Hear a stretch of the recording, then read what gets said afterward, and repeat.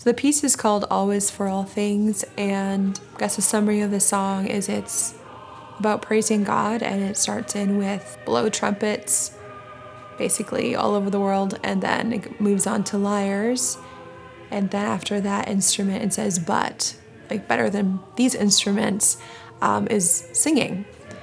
And then the song calls people to sing, and it goes into a bit more of a kind of busier section. But then after the very busy section where we're saying, sing this, sing to him, praise him, there's this phrase, his smile is twice the measure of your song. And so even with all our singing and praising, it's still not as much as God. And the song actually ends with how God's song fills everything, basically.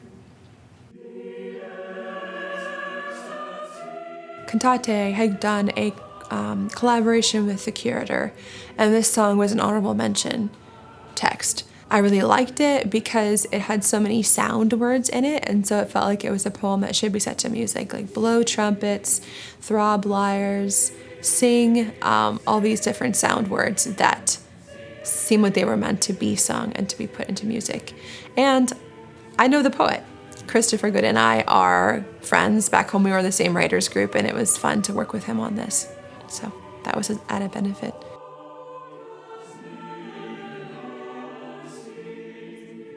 This one was different for me because I often compose from a place of strong emotion, and usually negative emotion, like I'm sad or I'm angry or frustrated. I try to speak to people in similar situations, but I've also realized that I don't write a lot of praising songs, and this is actually a big part of what we're supposed to be doing. So that's another reason why I like this text, because it kind of brought out that aspect more of a happy song maybe. As a more technical challenge, I really wanted to write it in sonata form, which is basically exposition, development, and recapitulation, which is fancy words to say a beginning, play with it, and come back to the beginning stuff again. I sat down and tried to plan that out, but then I realized the text really wasn't lending itself to that because it seemed to be more cumulative. Like we have the trumpets, we have the lyres, we have voices that are even better than instruments, but even better than that is the song of God. And so to come back to the same thing we started with didn't actually make sense at all musically. So what I did instead is I tried to make each stanza reflect what it was talking about. So the trumpets verse is very loud and pretty solid, and there's like echoing happening.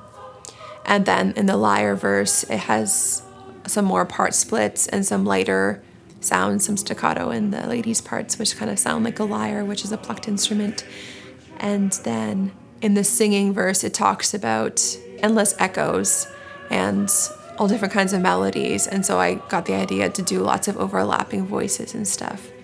And then all of that quiets down to very thoughtful as we recognize that God's song is still bigger than that. And it felt a little funny to like come back to God at a quieter dynamic, but it actually seemed to be the best option in contrast to everything else that we were singing about. So that's where I landed.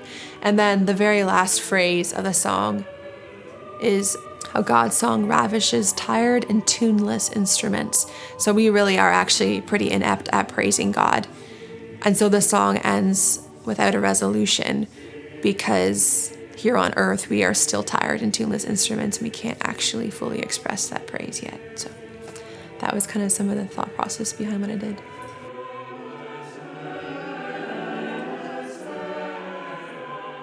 The phrase, whose smile is twice the measure of your song, really stays with me.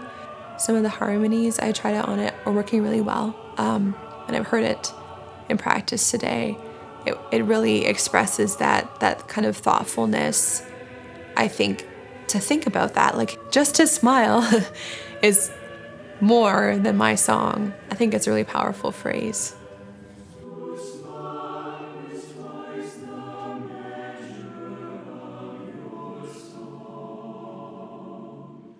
I hope that they're like awe-inspired by how incredible it is that God uses us to praise Him, whether we are playing trumpets or lyres or doing our work or whatever, singing, all these things, and that God's presence is present in all of his creation. Towards the end of the song, there's this phrase, coursing through earth to highest sky, like it's referring to God's song and how it fills everything.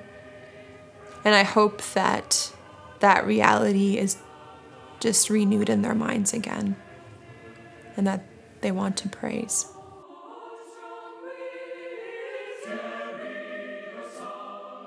When I was a little girl, like I can't actually remember when it started, I started like writing poetry and I thought it was really cool and nobody else did. Poetry was just considered weird, but everybody sang hymns in church. And so I thought, well, if I make them into songs, then they can at least appreciate my poems as songs, even if they can't appreciate them as poetry. So I started doing some songwriting, but I was still pretty incredibly shy, actually. So I did a lot of poetry and songwriting as a teen, but most of that hasn't seen the light of day.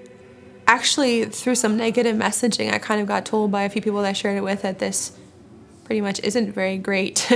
I felt like I needed to get education and stuff so that my music could be considered legitimate. And in hindsight now, like I look back on some of those songs and I think actually some of those that were uneducated and not very refined are actually very legitimate songs. But that kind of pushed me into taking theory courses when I had chances and then eventually actually pursuing further education for composing in various ways. And I don't regret doing that. But I also think that it can be very easy to think that you have to understand all the theory and all these things to write things that are of quality, and I don't think that's always the case.